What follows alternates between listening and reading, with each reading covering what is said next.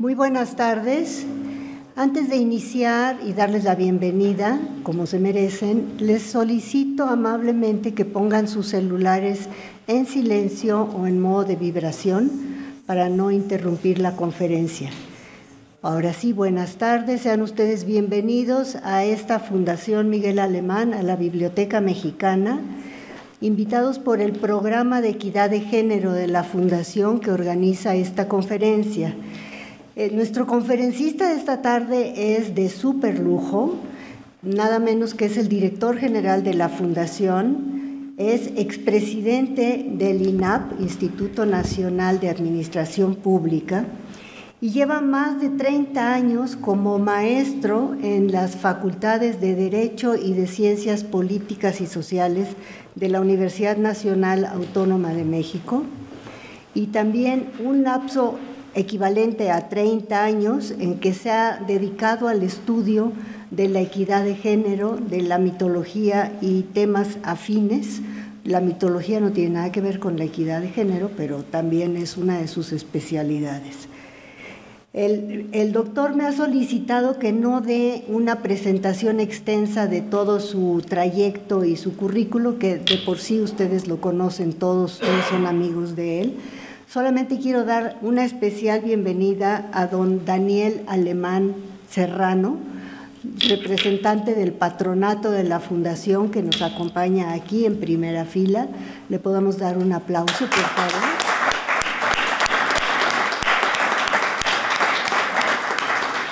Y otros distinguidísimos invitados que no nos daría tiempo de presentarlos porque el doctor Carrillo quiere que sea yo muy breve, entonces ya no les platico, nada más les cuento que lleva muchos años trabajando el tema de equidad de género y que nos reservamos las preguntas que ustedes puedan tener para el final de la conferencia, de manera de no interrumpirlo, y al final él las irá respondiendo todas con muchísimo gusto.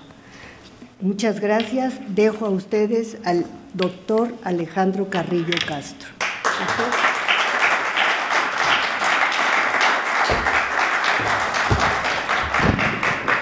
Muchísimas gracias.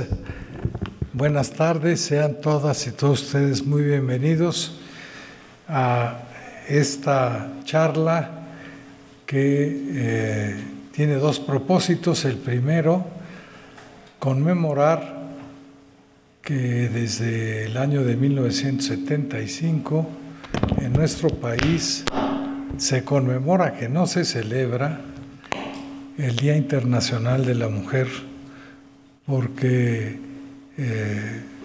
es una fecha que a nivel mundial, sobre todo desde que Naciones Unidas aceptó que se convirtiera ya en una fecha para ser conmemorada en todo el mundo, lo hemos venido haciendo desde que hemos trabajado en el sector público, cuando tuvimos el privilegio de estar en el Instituto Nacional de Administración Pública, cuyo presidente nos acompaña y quiero agradecerlo muy cordialmente el día de hoy, y porque en la propia fundación desde hace 10 años tenemos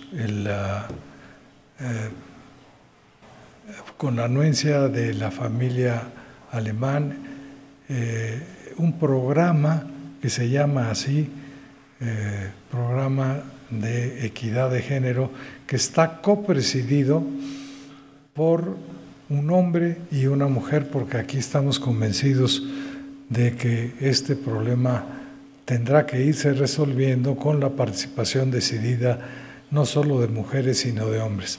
Y precisamente nos está acompañando en este momento una de las copresidentas del programa, la licenciada y exministra de la Corte, la licenciada Irma Cue, a quien también pido un aplauso.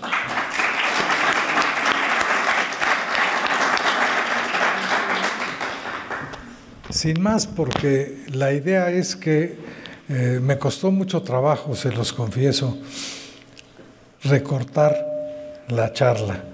Como le hemos venido dando desde hace más de 25 años, cada día le agregábamos algún asunto más hasta que llegó a convertirse en una charla de 2 horas y media.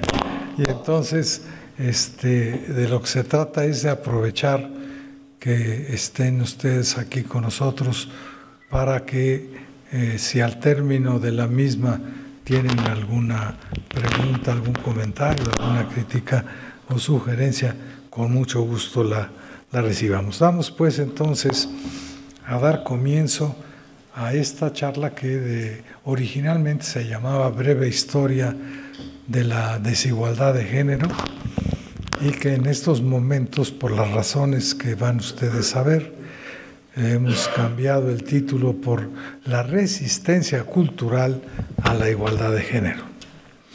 La igualdad de género está decretada en la Constitución de México desde hace casi 50 años. Desde hace 49 años, en 1974, cuando se celebró el Año Internacional de la Mujer bajo el patrocinio de las Naciones Unidas, se modificó el artículo 4 de la Constitución para quedar con el texto siguiente: el varón y la mujer son iguales ante la ley. Eso dice la Constitución. Pero como ocurre con todo lo que es derecho, que forma parte de el deber ser, las aspiraciones, lo que los seres humanos quisiéramos, independientemente de si esto opera o no en la práctica, lamentablemente en la realidad tenemos que preguntarnos si existe ya igualdad plena entre los hombres y las mujeres de nuestro país. Sabemos que no, puesto que algunas mujeres tienen todavía prohibido por sus padres y por sus esposos trabajar fuera del hogar. Y cuando lo hacen, casi nunca es remunerado el trabajo que se llama la casa o el cuidado de la familia. En México, desde hace muchísimos años, la mujer en promedio recibe un salario entre el 18.5 y 20% inferior al que recibimos los hombres para realizar exactamente el mismo trabajo. Las mujeres, por consecuencia, reciben también por lo general pensiones menores que los hombres. Esto lo plantea el INEGI, es una tabla del 2021. Actualmente solo el 32% de las mujeres recibe crédito para vivienda, según dice el Infonavit, y tardan hasta 10 años más que los hombres para obtener un préstamo. Esto curiosamente salió en el periódico de hace 2 días. El embarazo en el trabajo es una de las principales causas de discriminación de las mujeres en la Ciudad de México y en el resto del país. La ONU ha reconocido que 1 de cada 5 mujeres en el mundo sufre violencia laboral, y esto está planteado por la Organización de las Naciones Unidas desde más o menos el 2016. El acoso sexual en el trabajo, en la escuela y en la calle ya está penado por ley, es decir, ya forma parte también de las normas jurídicas. Pero culturalmente muchos lo consideran como algo normal y por lo mismo no se sanciona efectivamente en la práctica. Por su parte, la violencia intrafamiliar, en esta gráfica, que es muy explicativa, señala que en algunos sitios el marido puede agredir verbalmente a su esposa sin mayores consecuencias legales. Es parte de nuestra cultura. Las agresiones a mujeres con ácido se han incrementado en los últimos años, como el caso de la joven saxofonista mixteca que fue agredida con ácido por su pareja hace 2 años y medio. Y durante el 2017, porque este dato lo recogimos en la charla desde el año de 2018,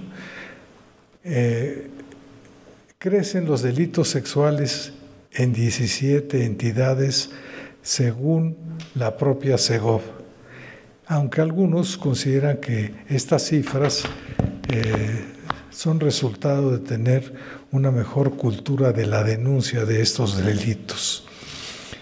En enero del 2020 se reportaba que en 5 años los feminicidios habían aumentado 137%.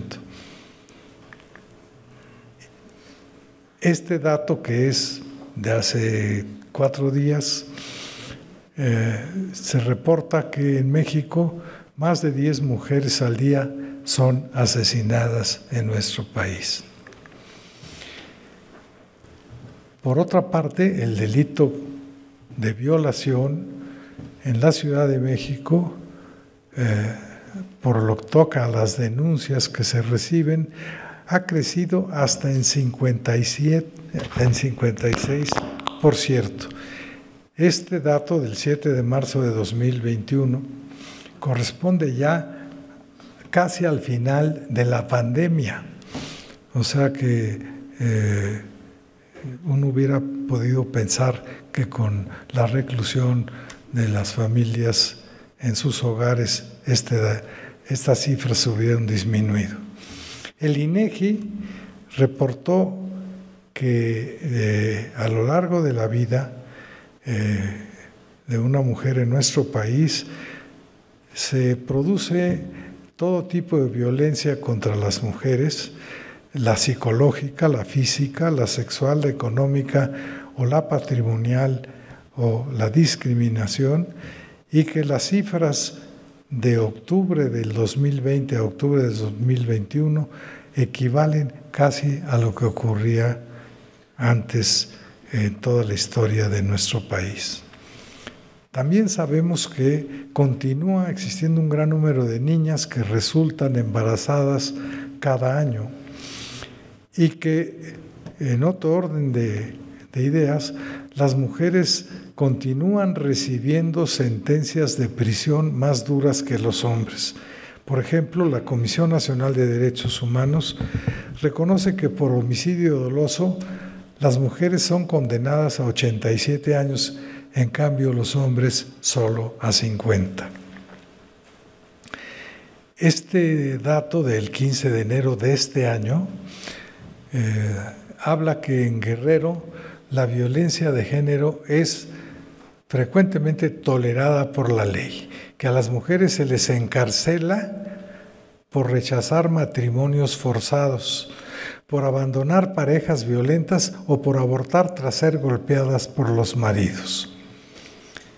Por otro lado, y a pesar de que, como decíamos, el artículo 4 de la Constitución mexicana señala ya desde 74 que toda persona tiene derecho a decidir de manera libre, responsable e informada sobre el número y espaciamiento de sus hijos, en muchos lugares todavía a las mujeres no se les permite hacerlo sin que sean sancionadas por ello. En algunas comunidades de nuestro país, hasta hace poco, todas las mujeres estaban obligadas a gestar y parir un hijo, aunque este fuera producto de una violación, no importa si se tratara de un pariente, incluso del propio padre de la víctima. Afortunadamente, hoy en día el aborto por esta causa, por violación, ya está autorizado por ley en todas las entidades federativas del país. Sin embargo, las feministas reportan que el aborto legal en México, tras una violación, continúa siendo un camino muy tortuoso, aunque se trate de niñas.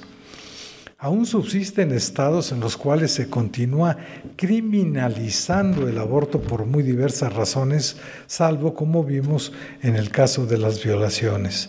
Y a la fecha solo 11 entidades federativas, 11 estados y el Distrito Federal han despenalizado el aborto por otras causas. Esto pasa en México, pero en el resto del mundo sabemos que existen también deleznables prácticas misóginas y machistas, apoyadas las más de las veces por razones culturales o religiosas.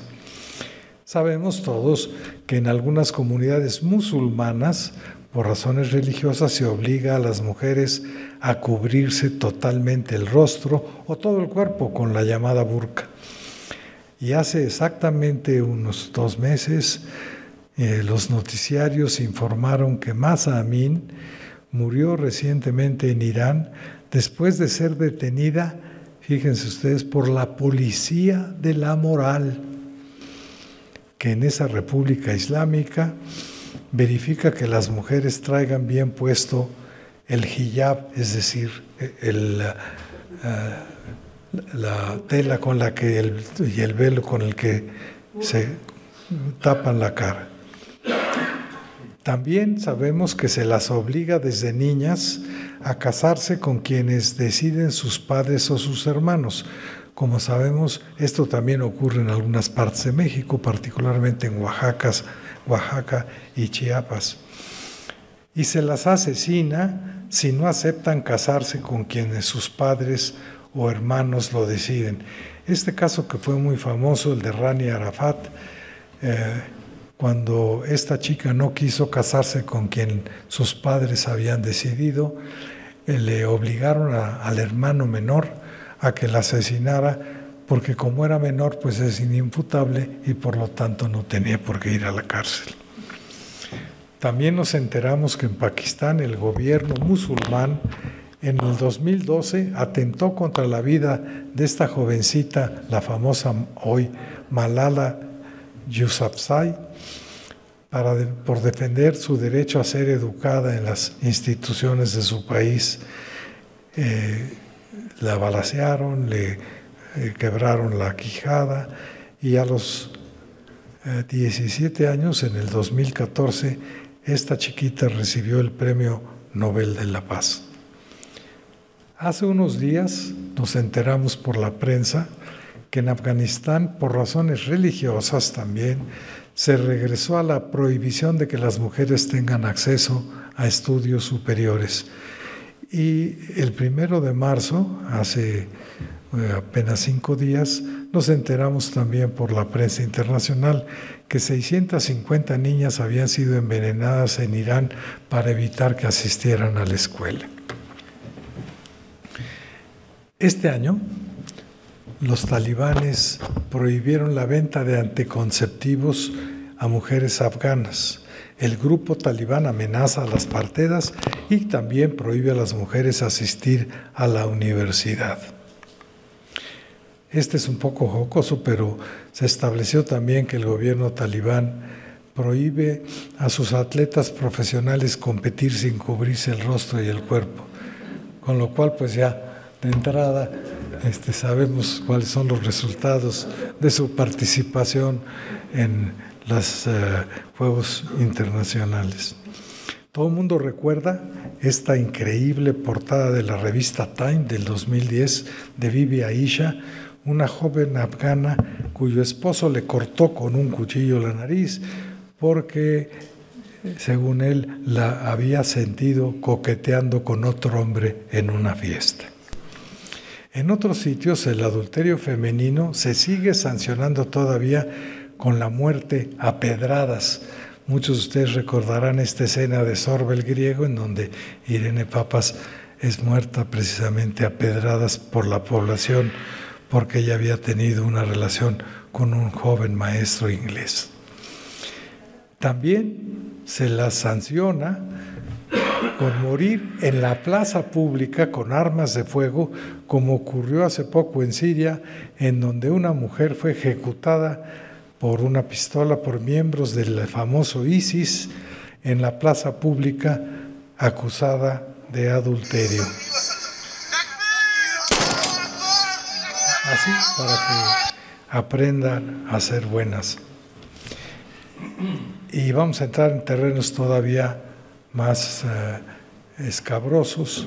Según la Organización Mundial de la Salud, actualmente cerca de 200 millones de mujeres han sido víctimas en esta franja azul del África de mutilación genital. Es decir, se les practica la clitoridectomía o la infibulación, que es que les cosen los labios inferiores a las chiquitas. Lo curioso es que esto se hace con la anuencia y la aprobación y la participación de sus propias madres y sus propios padres. Esta es una película de Naciones Unidas en donde se ve en qué condiciones antihigiénicas practican este tipo de operaciones con una navaja de afeitar. Y este es un testimonio que se recogió por parte de Naciones Unidas y lo pusimos entero porque verdaderamente es de un dramatismo increíble. El testimonio de Waris Dirie de Somalia ante las Naciones Unidas en el 2009. I love my mother. I love my family. And I love Africa. For over 3,000 years, the family truly believes that a daughter who is not circumcised is not clean, because what exists between our legs is unclean. So it must be removed and sealed up as proof of virginity and virtue. And in the wedding night, the husband takes a blade or a knife and cuts it open before he forces himself into his bride. An uncircumcised girl cannot marry. Consequently, she's expelled from her village. This practice continues even though it is not written in the Quran. It is accepted that as a result of this mutilation, women are sick mentally and physically for the rest of their lives. I survived, but my two sisters didn't. Sofia bled to death after being mutilated. And Amina died in childbirth with the baby in her belly. 200 millones de mujeres padecen esta estúpida operación. Por otra parte, el infanticidio femenino continúa existiendo en muchas regiones del Asia, particularmente en la India. Esta es una foto que originalmente usábamos en la charla, en donde una pareja de gemelitos, la madre le da al hijo el pecho con su leche y a la niña le da un poquito de agua con polvo de arroz o de otras cosas para que la niñita muera por el único crimen de ser mujer. Nacer mujer en la India es una maldición. En la India, tener un hijo te hace más poderoso. Un hijo te da más poder. Te permite acceder automáticamente a un estatus más elevado en la sociedad india. En cambio, se dice que tener una hija es como regar el jardín del vecino, no sirve para nada. Crías a una hija sabiendo que algún día se marchará a otra familia. Las hijas siempre acaban perteneciendo a otra familia. En la India llevan siglos sacrificando a las recién nacidas. En Tamil Nadu, un estado situado en el extremo sureste del país, siguen sacrificándolas. Nadie desea tener una niña, se considera una carga inútil. Si la madre no mata a su hija, se convierte en una extraña. Es muy simple. Todo el mundo del pueblo lo hace. Y cuando una madre se niega a hacerlo, la excluyen de la comunidad. Yo no quería matar a mi hija, pero vinieron mis vecinos y me dijeron: tienes 3 hijas, tienes que matar a una. Con 2 ya tienes suficiente. Las niñas no sirven para nada. Mi familia me dijo lo mismo. Los vecinos me dijeron: vamos a matarla con jugo de tabaco. Prepararon una mezcla con hojas de tabaco trituradas. Por la mañana recé a Dios y le di una cucharada de jugo de tabaco, pero no murió enseguida. Murió por la tarde. Estamos presentando estos testimonios para que se vea que no son simples exageraciones de quien habla, pero muchos de nosotros sabemos que o hemos oído de la existencia de estos hechos bárbaros y discriminatorios contra las mujeres. Pero lo curioso es que muy pocos nos hemos preocupado por indagar las razones de por qué subsisten aún estas prácticas culturales tan inequitativas y crueles en contra de la mitad de la población humana. Algunas personas suelen ofrecer como explicación y aún como justificación para sentirse tranquilos que esto obedece a que es un mandato divino. Muchas religiones así lo plantean.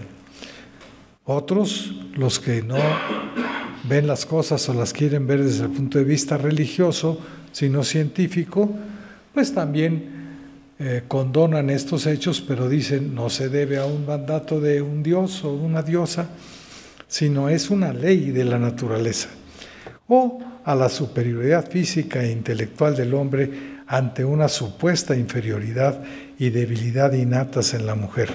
Aquí está una fotografía en donde, en una parte de África, el hombre ya convertido en cazador exige tener las manos libres para poderse defender si sale una fiera, y a la mujer le dice: tú tienes que cargar en tus espaldas el resto de la casa, cosa que de alguna manera simbólica o no tan simbólica sigue ocurriendo. Sin embargo, las hipótesis sociológicas que actualmente empiezan a ser más aceptadas mundialmente para explicar por qué ocurre esto son las que proponen que estas conductas misóginas tienen un origen cultural muy antiguo. La resistencia cultural a la equidad de género, como se llama esta charla, en la mayoría de los países del mundo se debe, según estas hipótesis sociológicas, al intento de algunos grupos humanos de combatir la preponderancia que tuvieron las mujeres en buen número de comunidades primitivas en el ámbito religioso, científico y jurídico hace más de 10,000 años.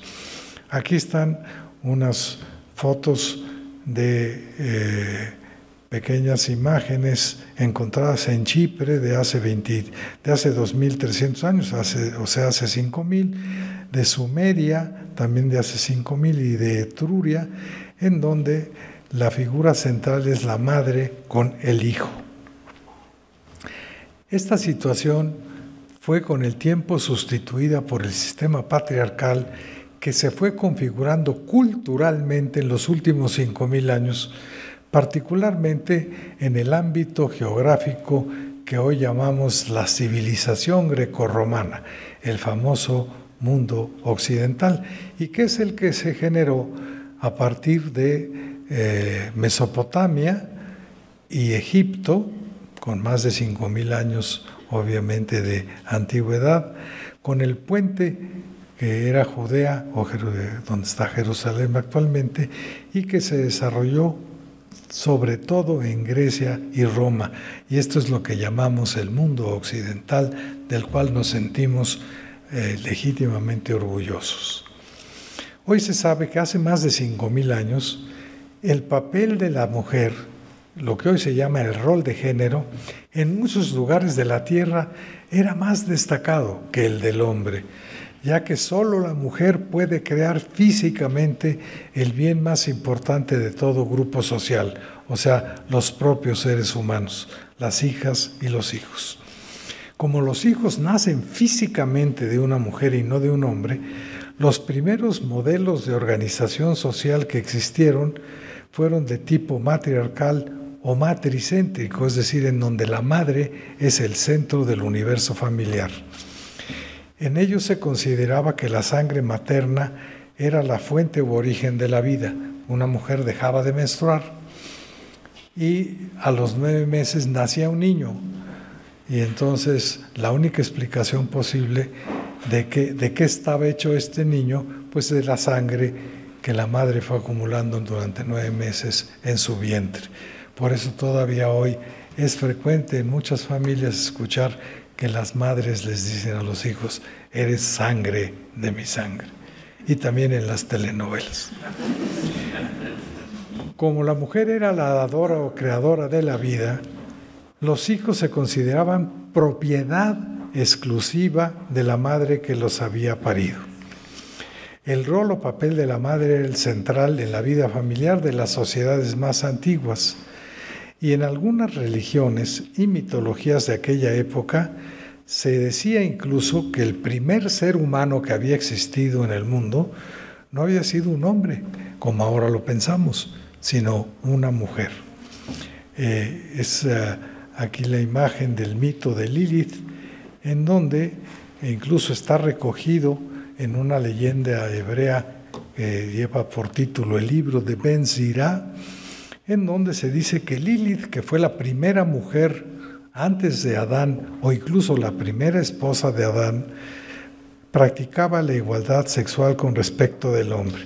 Es decir, le decía a Adán: a veces te toca a ti arriba, pero a mí también me gusta ponerme arriba de ti. En el mundo matriarcal, el culto religioso era atendido exclusivamente por sacerdotisas, como lo demuestra esta joya hecha en Micenas en el 1500 a.C. Esto lo vemos como una anormalidad. Solo las mujeres eran las sacerdotisas que se comunicaban con la diosa. Y sin embargo, no se nos hace raro que ahora en las tres principales religiones patriarcales solo los hombres están autorizados a actuar como rabinos, sacerdotes o imanes.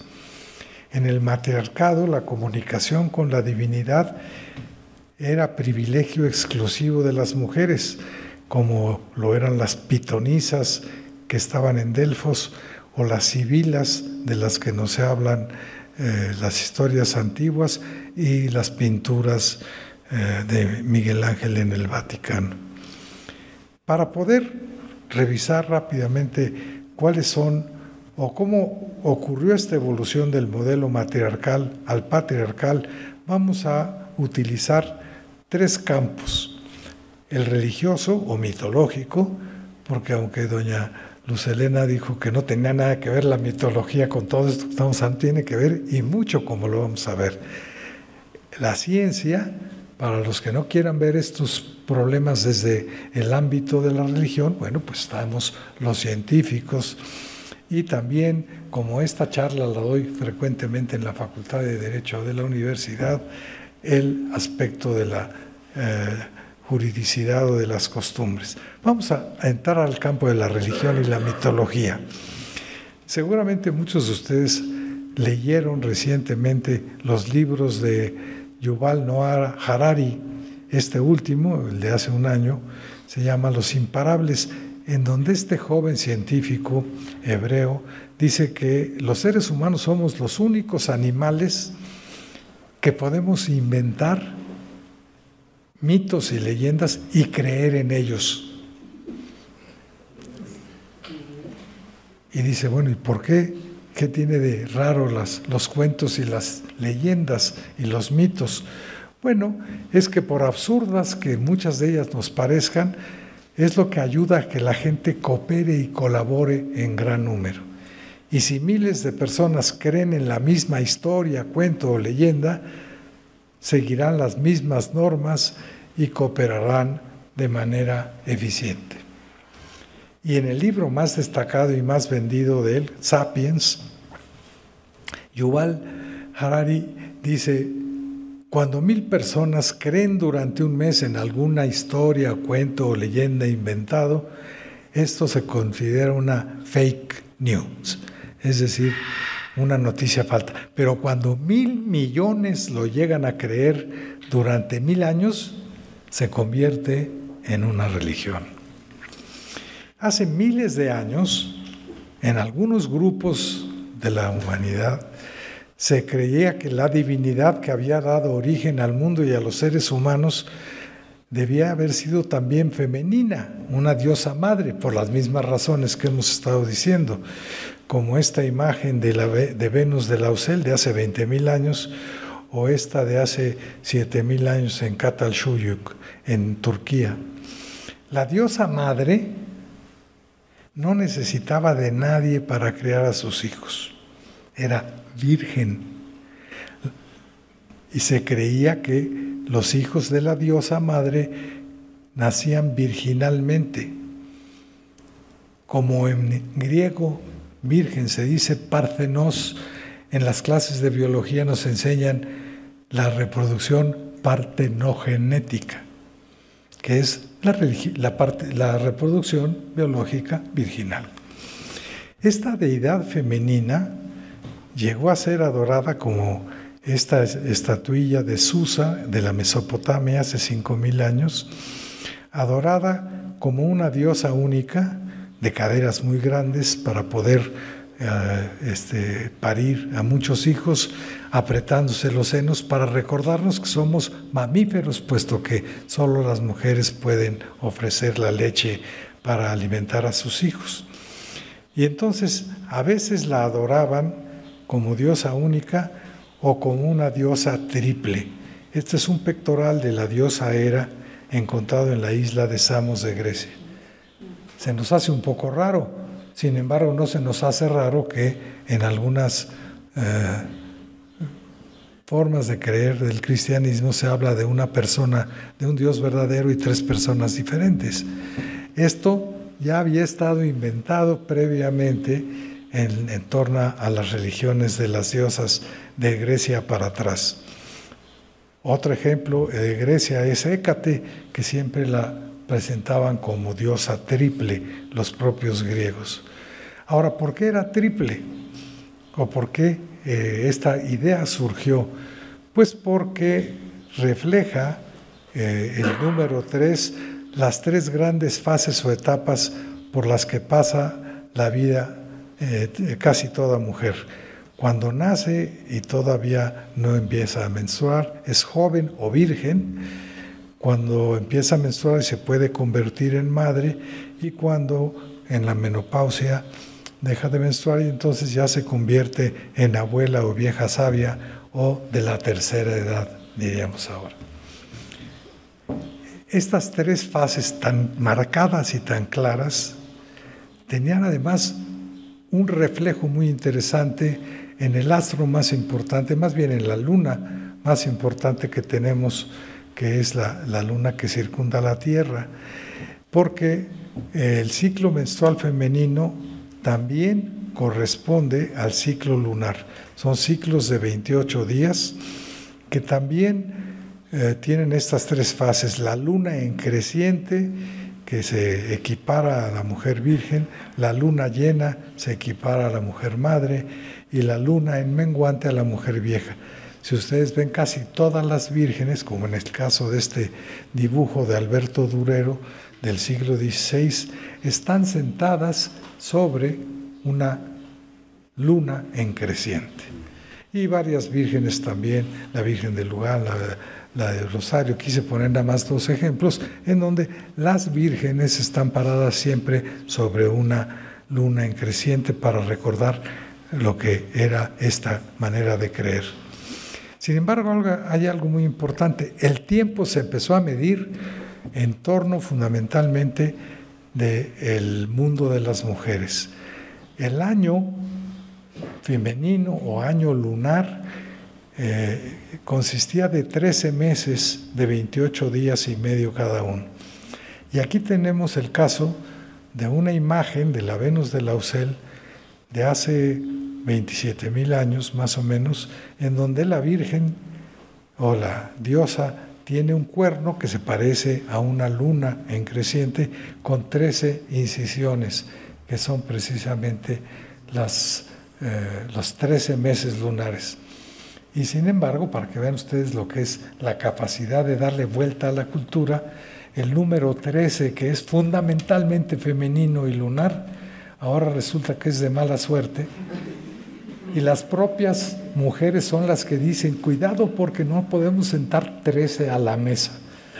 Mi hermana gemela jamás nos permite sentarnos 13 a la mesa porque considera que es de mala suerte cuando es un número totalmente femenino. Vamos a poner un solo ejemplo, el de Egipto, que ya venía de un modelo matriarcal o matricéntrico, y la diosa fundamental, la más importante, era la diosa Isis, que se la presenta como una díada divina entre madre e hijo. Si le quitamos los cuernos y el sol, en realidad es la imagen de las vírgenes del medioevo, en que normalmente aparece una virgen con su madre, con su hijo en brazos. Y aquí empieza la evolución de esas historias después de esta díada femenina madre-hijo, pues los hombres empezaron a decir, bueno, ¿y nosotros en qué leemos y cuándo vamos a poder entrar también?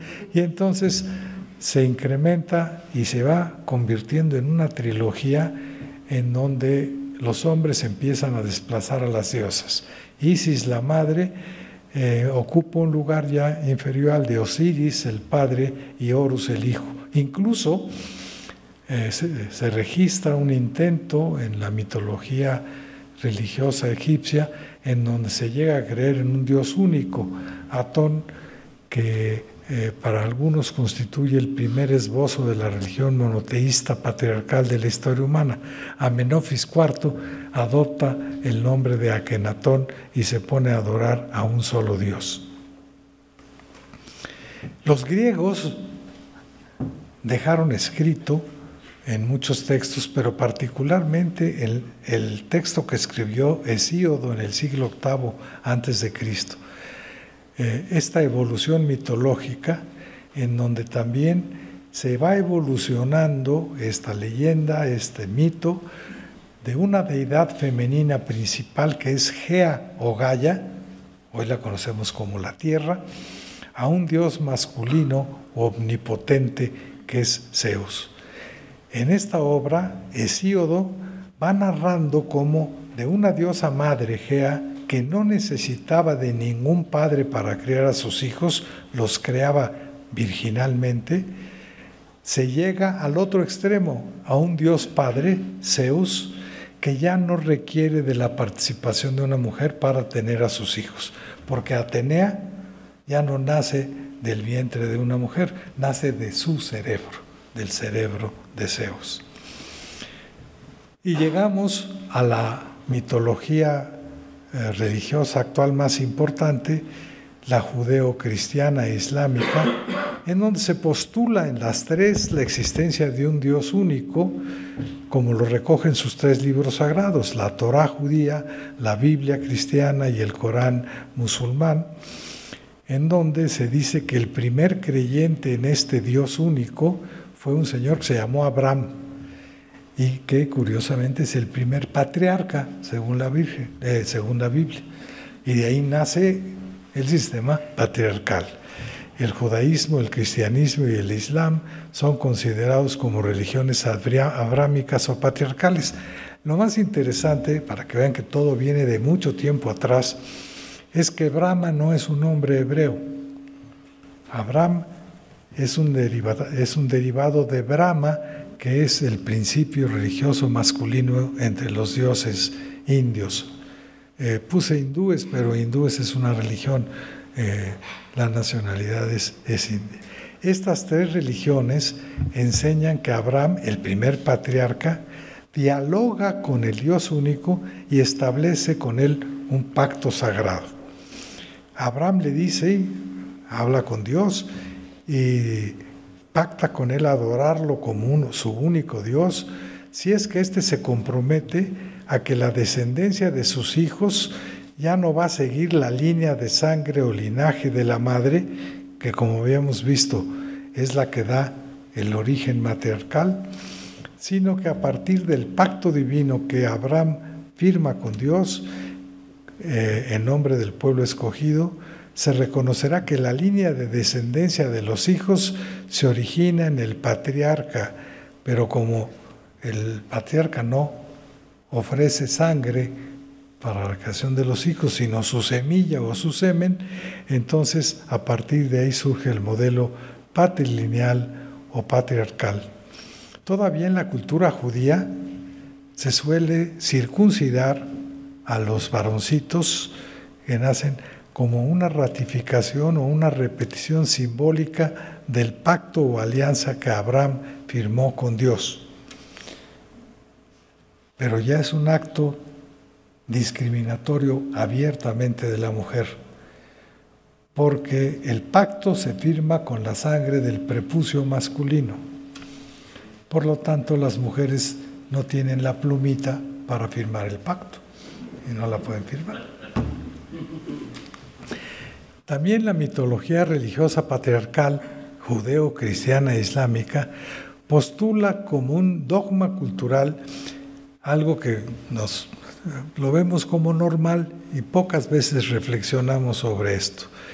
El primer ser humano no fue una mujer, según estos 3 libros religiosos, sino un hombre, Adán, y del cuerpo del hombre nace la primera mujer. Cualquier niño que vive en un ranchito mexicano sabe que la mayoría de los animalitos nacen del vientre de una madre y no al revés, pero así se nos enseñó y así lo creemos. Previamente, en la religión y la mitología egipcia y griega, ya había surgido la idea de un dios masculino que, como no puede crear dentro de su vientre a los hijos, había creado al primer hombre, no del cuerpo de la mujer, sino como los artesanos, a partir de lo que hacen los artesanos. ¿Con qué juegan los artesanos y los niños? Con barro de la tierra, que se llama Adamo o tierra. Así lo hace Nemú, el dios alfarero en Egipto, y Prometeo en Grecia. Nada más que todavía los griegos decían que Prometeo había creado a este muñequito de barro, pero necesitó que viniera Atenea a darle el soplo femenino, como la helada de Pinocho, ahora que está de moda la película de este mexicano, para perfeccionar la creación masculina. Pero ya en la mitología hebrea, en la Biblia y en la Torá, el Dios Padre crea al hombre utilizando el barro de la tierra, pero ya sin la participación de una mujer, ni siquiera para que le vaya a dar el soplo mágico. Y bueno, cuando van, me acuerdo que mi hermana gemela me llevaba al Vaticano y mira qué bonito, ahí está Dios creando al hombre. Y yo le decía, ¿y dónde está la mujer? Porque con un dedito se crea de hombre a hombre al primero. Ahí está la Capilla Sixtina. El Dios Padre de los hebreos, Yahweh o Yahvé, es quien en exclusiva ahora le insufla el alma o la vida al cuerpo del primer hombre. Esto va a ser muy interesante porque desde el punto de vista científico lo va a decir también alguien que no era religioso, según él, Aristóteles, y lo vamos a ver después. Y así el nacimiento de Eva del cuerpo de Adán constituye un hecho cultural, totalmente antinatural, pero lo vemos, como dice Harari, un fake news que se repite durante muchísimos años, pues se convierte en una verdad o en una religión. ¿Y para qué se estableció esta explicación? Pues para justificar ideológica o culturalmente que la mujer, Eva, debe comportarse de manera sumisa ante el hombre. Pues, y aquí está la explicación que dan los libros religiosos. Pues Adán fue creado primero y el primero es el primero. Y dentro del cristianismo, en la Biblia, ya se atribuye a las epístolas de San Pablo, que dice, que escribió, no debe el varón cubrir su cabeza, pues él, el varón, es la imagen y gloria de Dios, que no fue el hombre formado por la hembra, sino al contrario, la hembra del hombre. Por lo tanto, la mujer debe portar sobre la cabeza la divisa de la sujeción. Todavía hasta hace muy poco las mujeres en nuestro país no podían entrar a los templos sin estar cubiertas. También se atribuye a San Pablo decir algo todavía más grave. Las mujeres cállense en las asambleas, que en griego se dice eclesia, porque a las mujeres no les está permitido tomar la palabra, antes bien estén sumisas como también la ley lo dice. Si las mujeres quieren aprender algo, pregúntenselo a sus maridos en la casa, pues es indecoroso que la mujer hable en la asamblea. Esto está puesto en la Biblia, en Corintios. Calladitas se ven más bonitas desde entonces. Y aléguenle. También según la Biblia judeocristiana, Dios Padre le dice a la mujer en Génesis, versículo 16, tu voluntad estará sujeta a tu marido y él mandará sobre ti. Imagínense, ¿quién va a discutir con Dios? Pero en donde sí están un poco más problematizadas son las mujeres en el Islam, porque según el Corán islámico, en un sura, el 434, dice, los hombres tienen autoridad sobre las mujeres porque Dios, en árabe, Alá, hizo a uno superior a la otra. ¿Ya? Palabra divina. Las mujeres buenas son obedientes, deben cubrir sus partes que no deben ser vistas por los demás. No porque sea yo celoso, no, sino porque Dios así lo ordena. Y si son desobedientes, regáñenlas y golpéenlas. Pues sí, ¿qué van a decir las pobres? Y fue así que el hombre, el padre, con el apoyo de la mitología greco-romana, la religión judeocristiana islámica, pasó a ser la figura más importante en la organización familiar del mundo occidental, dando nacimiento al paradigma cultural que se conoce como el patriarcado. Esta hipótesis es cada vez más aceptada ya en nuestros ámbitos sociales y académicos. Por ejemplo, Gabriel Said, este extraordinario escritor, miembro del Colegio Nacional, hace 2 años escribió: la guerra de géneros viene de la prehistoria. Hay especies dominadas por hembras, y ese fue el caso de la especie humana. Lo descubrió Jacob Bachhofen en un libro que se llamó El derecho materno, Das Mutterrecht, escrito en 1861, en donde señalaba Bachhofen que antes del patriarcado definitivamente había habido matriarcado, es decir, sociedades en donde la madre era más importante. Recientemente, Porfirio Muñoz Ledo, cuando era presidente de la Cámara de Diputados, afirmó también la participación política de las mujeres se remonta a la era matriarcal, en la que los hombres se dedicaban a la recolección y a la caza, mientras las mujeres ejercían el poder en la comunidad. Y muy recientemente, el 28 de enero de este año, Jorge Volpi, que fue el coordinador de comunicación social de la UNAM, escribió: mientras los humanos fuimos cazadores, recolectores, el nacimiento no implicaba una ventaja o una desventaja frente a los demás miembros del clan. Pero una vez que nos establecimos en lugares fijos y que fue posible acumular alimentos, se estableció, fíjense bien, un implacable sistema patriarcal que convirtió a las mujeres y a los hijos en propiedad de los machos dominantes. Escrito hace unos meses por Jorge Volpi. Bueno, ya vimos lo que pasó en el mundo de las religiones y de la mitología, a pesar de que mi querida colaboradora y admirada Luz Helena dice que la mitología todavía no se metía mucho en esta parte, pero se mete hasta la cocina.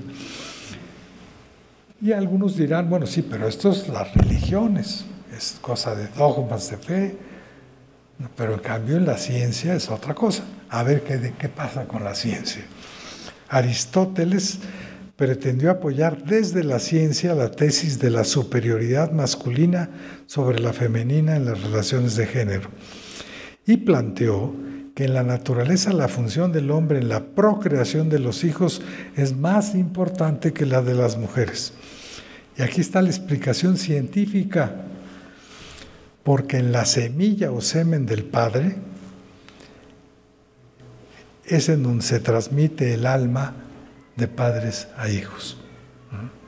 Como no hay sangre en esa transmisión, nada más hay semen, semilla, pues ahí es en donde está la clave del asunto, porque en la semilla va el alma, y el alma solo la puede transmitir Juan Camaney.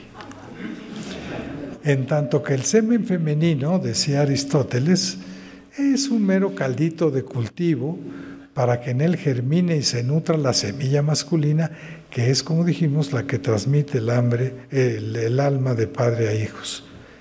Y luego se vota esto que después sí fue gravísimo para el resto de las mujeres. La razón por la que un hombre domina en sociedad es su inteligencia superior.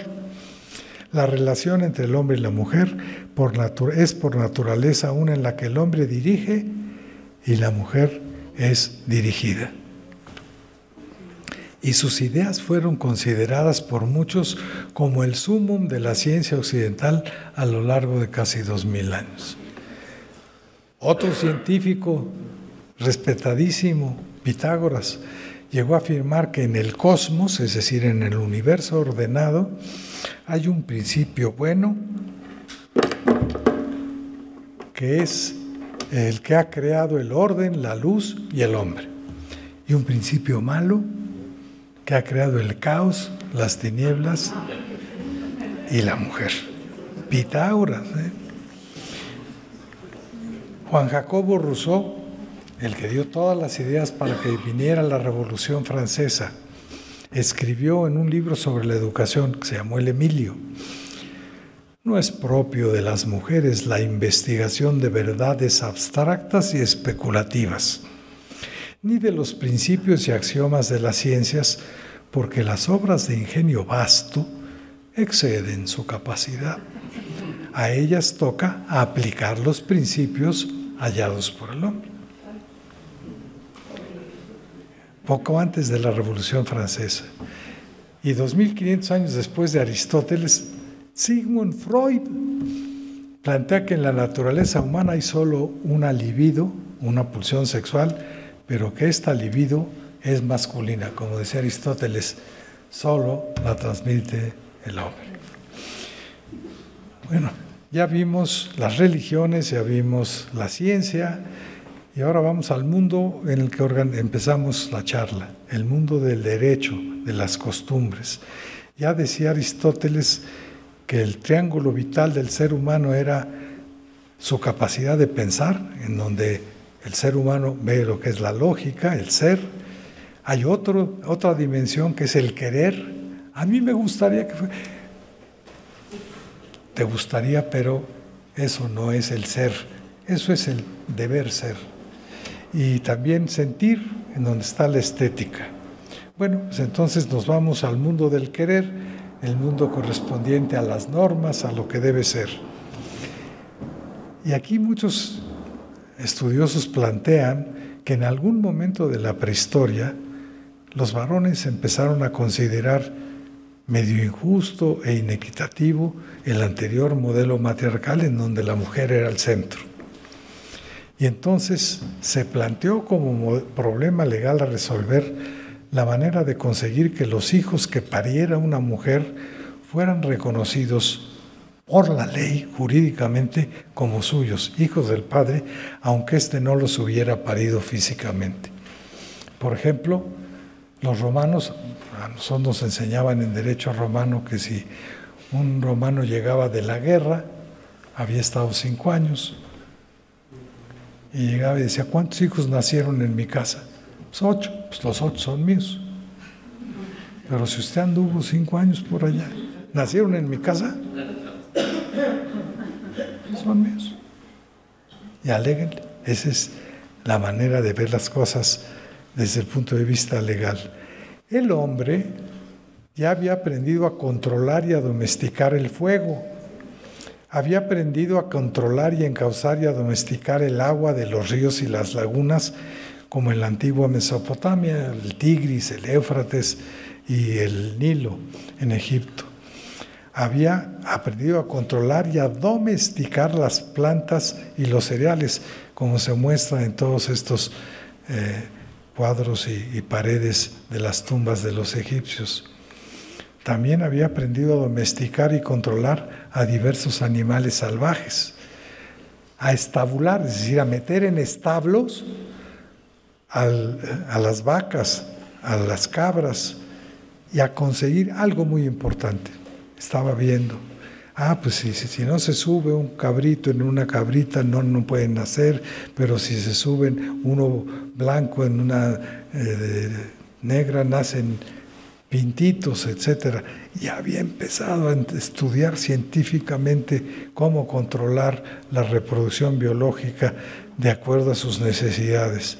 Lo había hecho ya con las vacas, con las cabras, con los cerdos, etc.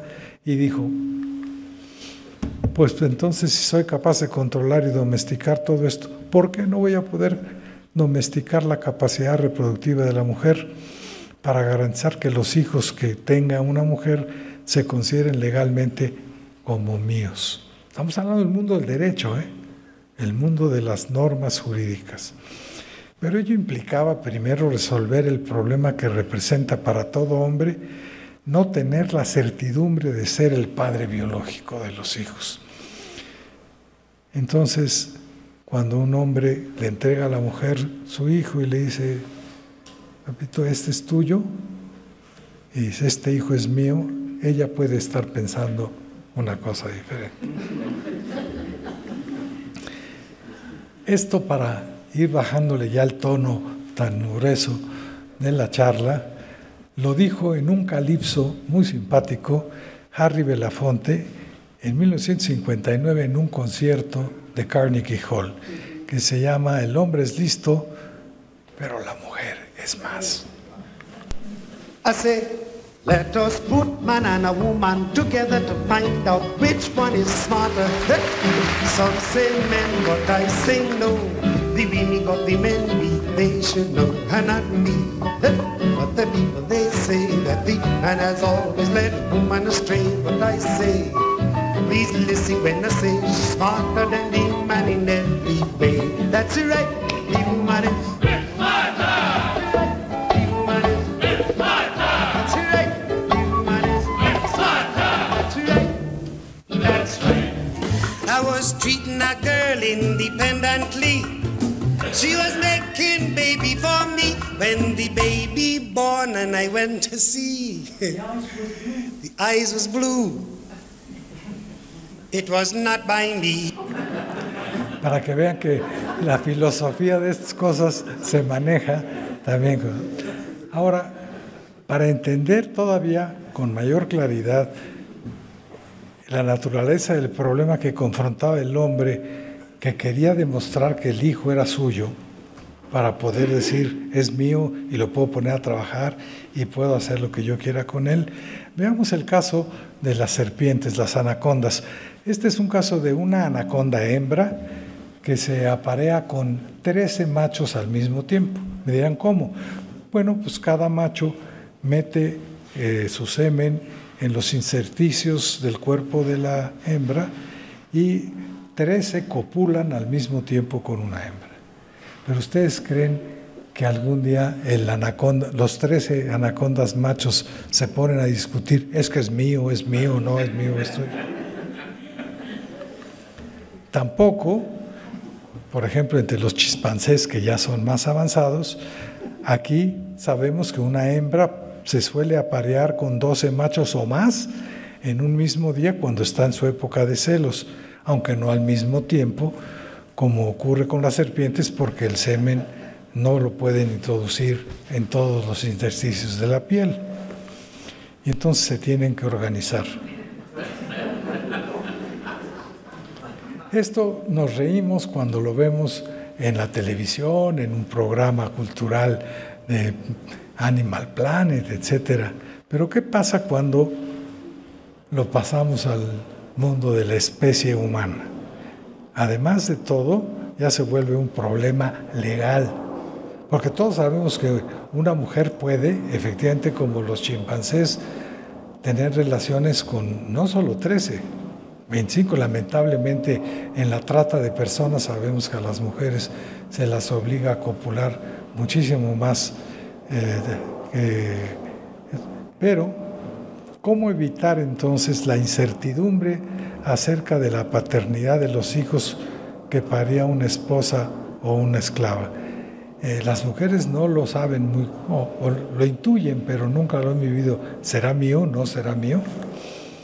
Ello requería evitar que la mujer pudiera relacionarse sexualmente con dos o más varones distintos a su marido o dueño.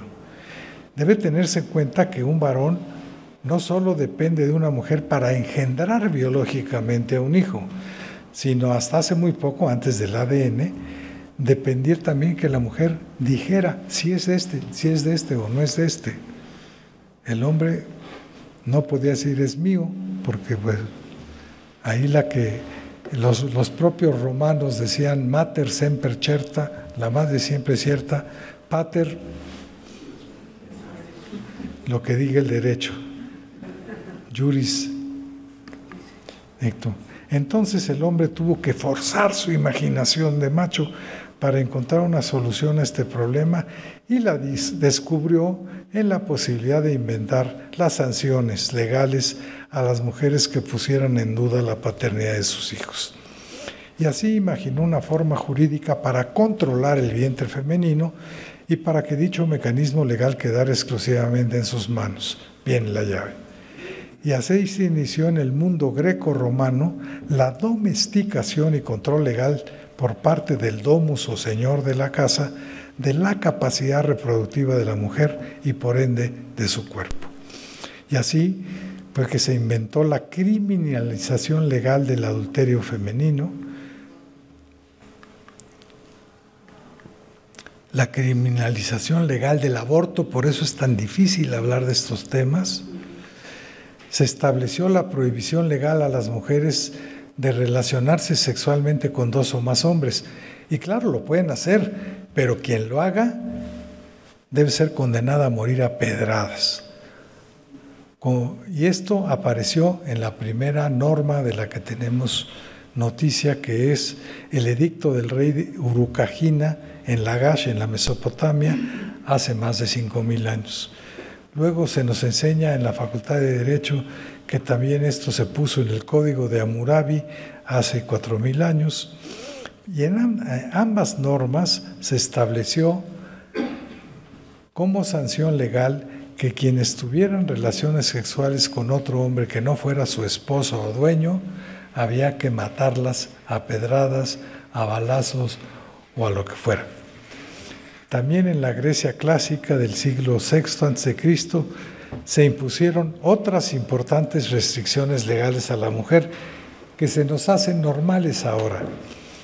Se le prohibió heredar el apellido a sus hijos. Normalmente el apellido era el de las mujeres, la matronimia, pero ahora solo se puede heredar originalmente el apellido del padre, el patronímico. Por eso cuando uno llega a una oficina pública le dicen ¿cuál es su patronímico? Y solo en Juchitán, Oaxaca, se dice le voy a dar pero mi matronímico porque yo uso el apellido de mi madre por encima del de mi padre. Se prohibió participar en actividades políticas, se le excluyó de la educación superior, de las actividades militares, de las económicas o comerciales, se les prohibió que fueran sacerdotisas, como lo sabemos ahora que las mujeres no pueden ser sacerdotisas en las 3 principales religiones patriarcales, e incluso el hombre llegó a establecer en las leyes la obligación de toda mujer casada de parir los hijos que decidiera tener su marido, criminalizando el aborto de un hijo si el padre o el Estado no lo autorizan previamente. Hoy se disfraza un poco diciendo, pues ten todos los hijos que te mande Dios, pero me voy a morir. Mala suerte, muñequita. Se estableció como obligación de las mujeres tener todos los hijos que requiriera la patria o el Estado para defender el territorio propio. Nuestro himno nacional dice, un soldado en cada hijo te dio, y la marsellesa también dice, vayamos hijos de la patria, que para eso son hijos de la patria, para que, como se los llevó Napoleón a morir por toda Europa, pues fueran allá. Y así las leyes de Licurgo en Grecia establecieron que las mujeres tenían la obligación de procrear todos los hijos que requería el Estado espartano para incorporarlos al servicio militar. Eran separados a los 7 años de sus padres, y luego los romanos en la ley de 12 tablas, pusieron que en el ámbito de la familia solo el padre tenía derecho de vida o muerte sobre sus hijos. Y por ello, si una mujer abortaba sin la autorización del padre, tenía la facultad del padre de repudiarla, pues se consideraba un atentado a su derecho de propiedad sobre sus hijos. El derecho romano recogió y sistematizó todas estas normas y nada más tuvieron vigencia 1000 años en el territorio del Imperio Romano. En la Roma antigua imperaba ya plenamente el patriarcado. Los romanos se sentían felices y orgullosos de ser los más patriarcas de toda la historia. En el Senado solamente había patricios, que significa hijos de padre legalmente reconocido.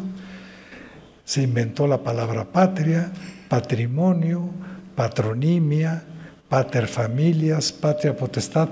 Es curioso que muchas mujeres tienen que ir a pelear la patria potestad de sus hijos, cuando lo que significa patria potestad es el poder del padre. El actual derecho civil de Occidente, el llamado Código Napoleónico, tuvo como base este derecho romano, que todavía se sigue enseñando en las universidades modernas. ¿Y por qué se le llama napoleónico? Bueno, aparte de que Napoleón también conquistó buena parte de Europa, escribió una carta en que dice textualmente lo siguiente: Napoleón, fue intención de la naturaleza que las mujeres sean nuestras esclavas. La mujer pertenece al hombre como un árbol que da frutos, pertenece a su jardinero. Qué idea tan loca de mandar igualdad para las mujeres, cuando ellas no son otra cosa que máquinas para producir hijos. Napoleón y el derecho napoleónico. Y fue así como las prohibiciones y conductas misóginas que hemos estado revisando aquí a lo largo de 5000 años fueron configurando lo que hoy se llama el patriarcado y se volvieron normas jurídicas en todo el mundo. Esto es, se volvieron lo normal, y no hay nada más difícil que combatir que lo que se considera lo normal, es decir, lo que está en las normas. Todo lo anterior permite afirmar que la desigualdad de género que fue establecida, como lo intentamos demostrar aquí culturalmente, a lo largo de los últimos 5000 años, no obedece a ningún mandato divino, ni tampoco a una ley de la naturaleza, como decía Aristóteles y Napoleón, sino que es una creación cultural propuesta a lo largo de los últimos 5000 años. Por ejemplo, la doctora Olga Sánchez Cordero, exsecretaria de Gobernación y exministra de la Corte, el 9 de marzo de hace 2 años decía: el patriarcado es un sistema que se perpetúa a través de la reproducción cultural en nuestra sociedad, y la deconstrucción de este sistema machista es todavía una asignatura pendiente. En las sociedades en las que impera la cultura patriarcal, se sigue postulando que las diferencias biológicas, sexuales, es decir, ser hombre o ser mujer, justifican la superioridad de uno frente a otro. ¿Se acuerdan esta fotografía en donde en plena selva africana el hombre le dice a la mujer: como yo ando aquí cuidando que no nos asalten ni que no nos brinquen los tigres, tú carga con todo lo demás? Pero algunos lo siguen pensando todavía ahorita. Es que ando fumando y eso es muy importante. Tú carga todas las cosas de la casa porque yo estoy pensando y eso. A ti no se te da el pensar, mijita, pues ni modo. Ahora, si se acepta que la actualidad de inequidad de género es una creación cultural, pues podemos irla borrando poco a poco también a través de estos factores culturales, combatiendo las resistencias culturales que van en contra de la igualdad de género. Pero ojo, también incluyendo las resistencias culturales que ejercen muchas veces sin saberlo las propias mujeres en sus casas, cuando educan a sus hijos, cuando están en la escuela. ¿Se acuerdan ustedes aquella idea, aquel planteamiento religioso original de que Lilith, la primera mujer, no aceptaba la sumisión sexual frente a Adán y exigía que ella también pudiera subírsele en el acto sexual al hombre, pues vean lo que dice una señora que tiene un programa muy famoso aquí en la radio en nuestro país. El hombre que le gusta que la mujer se le suba arriba es porque le gusta que lo violen y porque ya ha perdido su hombría, y cuando él deja que la mujer casi lo viole es como una mujer. Entonces por eso, y de hecho el hombre siempre es el que debe tomar la iniciativa en el sexo, porque hay hombres que a veces no quieren, se quejan conmigo, los hombres, llegó cansado del trabajo y ya está mi mujer esperando, con una batita, con una tanguita, yo lo que quiero es comer. Pues ya se hizo su gatito, ya se doblegó ante ella, que deja que la mujer lo viole, porque eso es violación.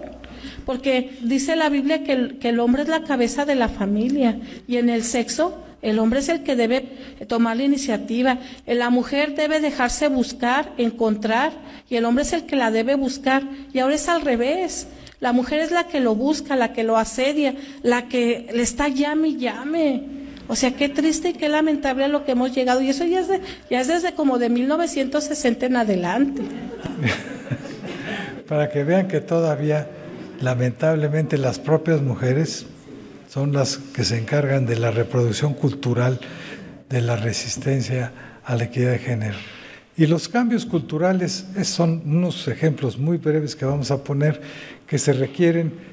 Podrían iniciarse enseñando en la familia y en la escuela que las niñas no se tocan, no se violan, no se matan, que hay que continuar apoyándolas para que puedan acceder a los centros de educación media y superior, que pueden ocupar puestos de la más alta dirección política y administrativa, como ya lo hacen muchas en América Latina y en el mundo, incrementar la prevención y el combate al acoso sexual y al feminicidio, que alarmantemente sigue al alza en nuestros días, sancionar con mayor decisión el acoso sexual a las mujeres en los centros de educación superior y en el trabajo, reconocer que hacer chistes sexuales sobre tus colegas mujeres también constituye un acto de acoso y violencia, aunque no lo consideremos normalmente así, secundar decididamente ante las autoridades las denuncias de acoso y feminicidio, promover la no impunidad frente a las agresiones en contra de las mujeres ante el Poder Judicial. Hace unos días habían dejado salir ya libre al que le echó ácido a la saxofonista. Ya lo volvieron a meter a la cárcel, pero ya lo habían dejado libre porque la impunidad está francamente suelta en nuestro país. Acaban de aprobar, por cierto, en Puebla la ley ácida, en donde quien use ácido para atacar a una mujer será considerado como tentativa de feminicidio.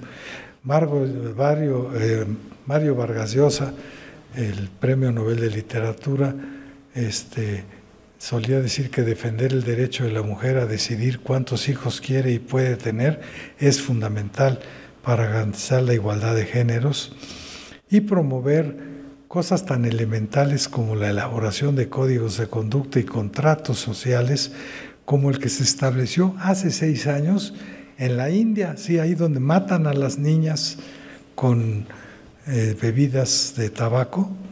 Se pusieron de acuerdo hace 6 años en un pueblito de la India, y vean lo que firmaron con las mujeres.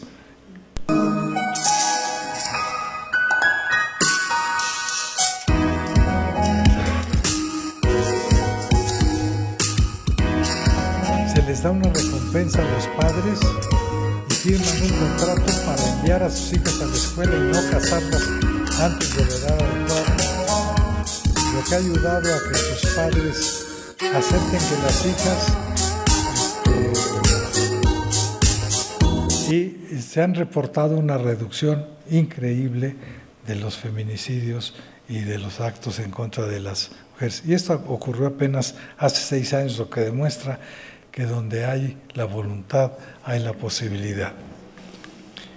En síntesis, promover que las mujeres tengan los mismos derechos y las mismas oportunidades que los varones, ya que pase de moda este festejo y aplauso a la heroicidad de las primeras mujeres, la primera diputada, las primeras senadoras, las primeras representantes diplomáticas, la primera ministra de la Corte, la primera gobernadora, la primera secretaria de Estado, la primera jefa de gobierno del Distrito Federal.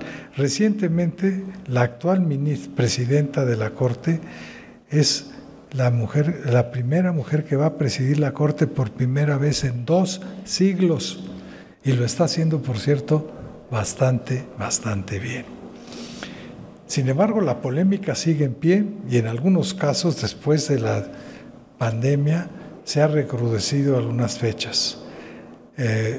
Alejandra Mora, que es la secretaria ejecutiva de la Comisión Interamericana de Mujeres, hace exactamente una semana declaró que el patriarcado ha matado a muchas mujeres. Y al día siguiente el subsecretario de Seguridad y Protección Ciudadana dijo que el machismo no se va a acabar. 27 de febrero de este año.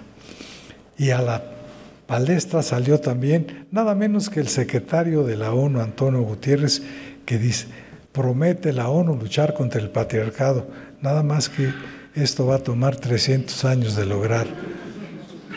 Para que vean que sigue estando todavía viva la discusión. Por ello, cabe afirmar, y aquí terminamos, que si bien se ha avanzado mucho en el propósito de otorgar igualdad de oportunidades a las mujeres en muchos ámbitos de la vida pública, todavía es mucho más lo que falta por hacer en los diversos espacios culturales de nuestro país, religiosos, académicos, administrativos y políticas, para alcanzar una verdadera igualdad de género, como lo establece ya desde hace 49 años nuestra Constitución.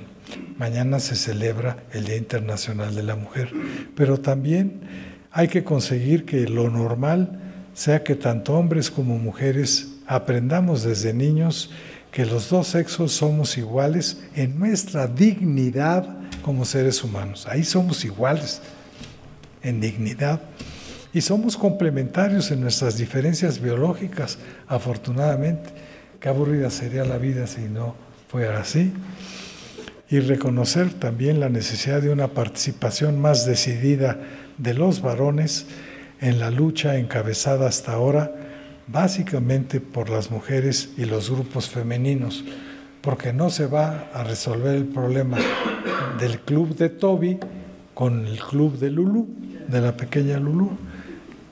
Y como planteaba, y con esto terminamos, Charles Chaplin al final de su película Tiempos Modernos, a la conquista de un mundo mejor para todos, debemos ir juntos, hombres y mujeres, tomados de la mano y con una sonrisa de esperanza y confianza en el futuro.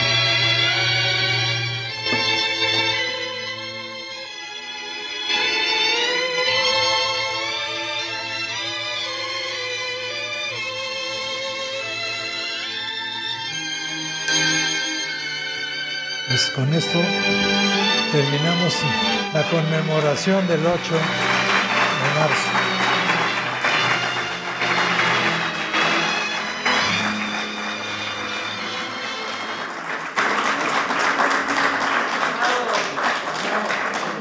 Si hay alguna pregunta o algún comentario, con mucho gusto. A sus órdenes.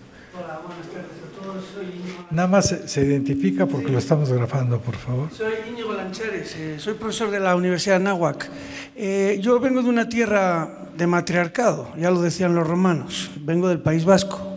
Yo les quería comentar dos cosas. Uno, todavía en México hay jueces de control que no saben lo que es la COPRED. Me ha ocurrido a mí en un tema contra el liceo francés de discriminación de niños. El juez de control no sabía lo que era la COPRED, increíble, en un delito de discriminación del 206 del Código Penal.